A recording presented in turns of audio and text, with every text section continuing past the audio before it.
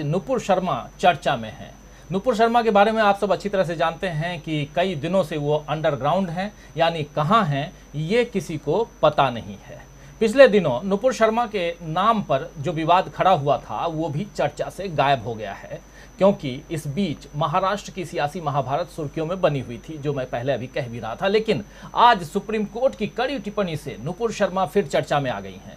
Supreme अदालत ने क्या कुछ कहा है इस पर चर्चा जरूर करेंगे हम आगे, लेकिन उससे पहले थोड़ी चर्चा नुपुर मामले की कर लेते हैं। आप जानते ही हैं दोस्तों कि ज्ञानवापी मामले में एक टीवी चैनल पर चीखने चिल्लाने वाली बहस के दौरान नुपुर शर्मा ने पैगंबर मोहम्मद पर बेहुदा टिप्पणी की थी।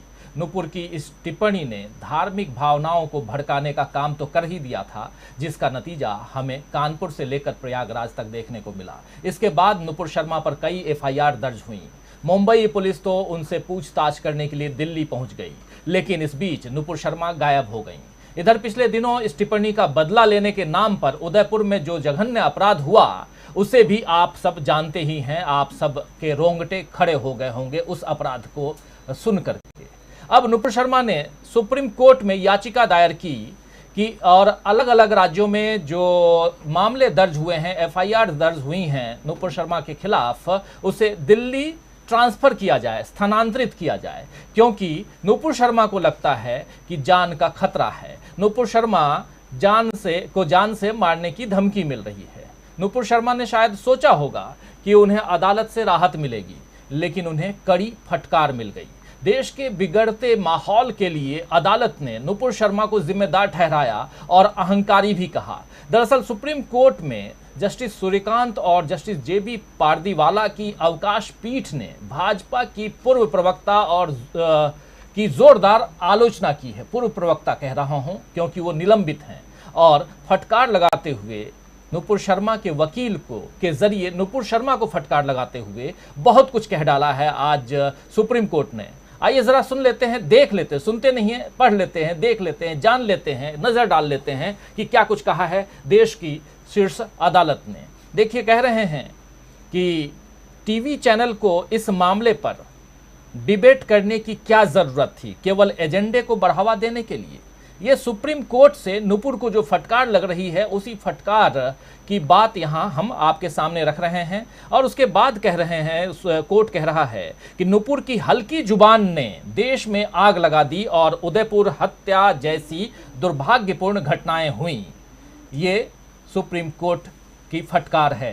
साथ में सुप्रीम कोर्ट का कहना है कि नुपुर को खतरा है, क्योंकि खतरा की बात इसलिए क्योंकि जान से मारने की के कई सारे फोन कॉल्स आ रहे हैं, इसलिए अलग अलग राज्यों में जो एफआईआर दर्ज है उसे दिल्ली ट्रांसफ़र किया जाए। अगर आपको जान का खतरा है तो वो देश की सुरक्षा के लिए, लेकिन ये कह रही हैं कि नुपुर को खतरा है। सुप्रीम कोर्ट कह रहा है कि नुपुर को खतरा है या वो देश की सुरक्षा के लिए खुद खतरा बन गई हैं। जिस तरह से उन्होंने देश भर में भावनाओं को भड़काया है, देश में जो हो रहा है उसके लिए ये महिला अकेले जिम्मेदार है। ये सुप्रीम कोर्ट ने कहा है कि देश में जो कुछ हो रहा है उसके लिए महिला अकेले जिम्मेदार है। आगे क्या कुछ कहा है सुप्रीम कोर्ट ने, ये भी देख लेते हैं। हमने इस बात पर बहस देखी कि उन्होंने कैसे भड़काने की कोशिश की। ये दरअसल जो उस समय जो डिबेट के दौरान जो भड़काऊ बयान उन्होंने दिया था उस पर कह रहा है सुप्रीम कोर्ट का कहना है कि हमने इस बात पर बहस देखी कि उन्होंने कैसे भड़काने की कोशिश की, लेकिन जिस तरह से उन्होंने ये सब कहा और बाद में कहती हैं कि वो एक वकील थीं, ये शर्मनाक है। उन्हें पूरे देश से माफ़ी मांगनी चाहिए, उन्हें पूरे देश से माफ़ी मांगनी चाहिए। सुप्रीम कोर्ट ने नुपुर शर्मा को फटकार लगाते हुए कहा है। नुपुर को टीवी चैनल में जाकर देश से माफ़ी मांगनी चाहिए थी, लेकिन उसने माफ़ी मांगने में भी देरी की है, और वो भी सशर्त रूप से कहती है कि अगर भावनाओं को ठेस पहुंची है तो, यानी कि माफ़ी तभी मांग रही हूं अगर जिनकी भावनाओं को ठेस पहुंची है उनसे मैं माफ़ी मांगती हूं। ये कहना था नुपुर शर्मा का। सोशल मीडिया के जरिए नुपुर शर्मा ने माफ़ी मांगी थी, लेकिन ये पूरा नहीं है। माफ़ी इन्हें जाकर के टेलीविजन चैनल पर मांगनी चाहिए थी।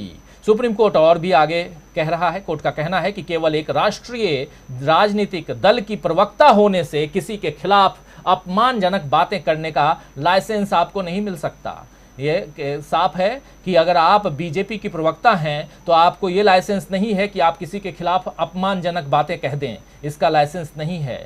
ये बात कहना है सुप्रीम कोर्ट का, और ये बिल्कुल भी धार्मिक लोग नहीं हैं, ये भड़काऊ बयान देते हैं। यानी नुपुर शर्मा जैसे लोग बिल्कुल भी धार्मिक नहीं हैं, धर्म की बात कर रहे हैं तो ये बिल्कुल धार्मिक नहीं हैं, ये भड़काऊ बयान देते हैं। ये नुपुर शर्मा को फटकार लगाते हुए सुप्रीम कोर्ट ने कहा है। और याचिका में उसके अहंकार की बू आती है कि देश के मजिस्ट्रेट उसके लिए बहुत छोटे हैं। दरअसल ये जो बयान है सुप्रीम कोर्ट का, ये 2 जजों की जो अवकाश पीठ है उसमें एक जज हैं जस्टिस सूर्यकांत और दूसरे हैं पारदीवाला। तो सूर्यकांत का ये बयान है, जस्टिस सूर्यकांत का, उनका कहना है कि और वो भी इस पर कि आप सीधे सुप्रीम कोर्ट आ गए, आपको हाई कोर्ट जाना चाहिए था, उससे पहले सेशन कोर्ट है वहां जाना चाहिए था, जो निचले कोर्ट हैं वहां जाना चाहिए था, वहां ना जाकर के आप सीधे हाई कोर्ट आ रहे हैं।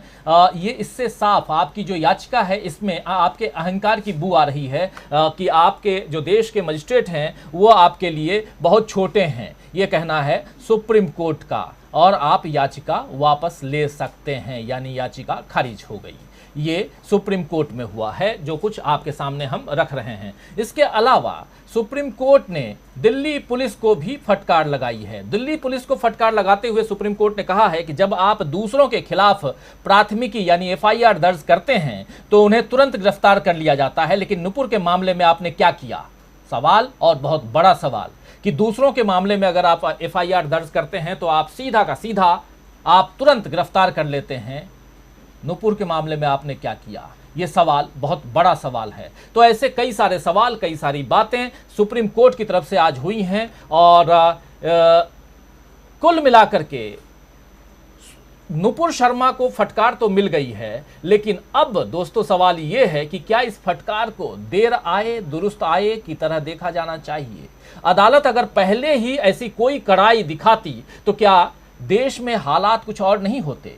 क्या कुछ अप्रिय घटनाएं रोकी नहीं जा सकती थीं? खासकर कानपुर से लेकर के प्रयागराज से होते हुए उदयपुर तक की जो घटना घटी है, क्या उसे रोका नहीं जा सकता था? नुपुर शर्मा विवाद के कारण विदेशों में भी भारत की साख को धक्का लगा था, और कई मुस्लिम देशों से संबंधों पर भी बात आ गई थी। 15-16 देशों की आप बात कीजिए, देखिए कि वहां से भी आपत्ति आई थी, इस्लामिक कंट्रीज जो हैं। लेकिन अभी 2 दिन पहले UAE की यात्रा पर प्रधानमंत्री नरेंद्र मोदी गए थे। क्या इस यात्रा और अदालत की फटकार की टाइमिंग में कोई संबंध है? क्या कोई रिलेशन है? क्योंकि 2 दिन पहले प्रधानमंत्री नरेंद्र मोदी UAE की यात्रा पर थे, आज सुप्रीम कोर्ट ने ऐसा बयान दिया है। क्या इस टाइमिंग में भी कोई संबंध, कोई रिलेशन है?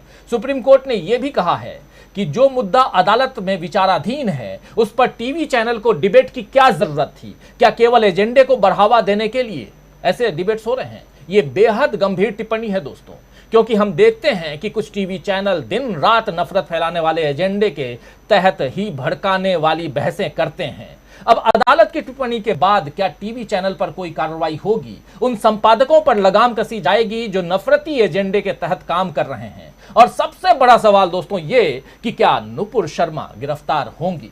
ऐसे तमाम सवालों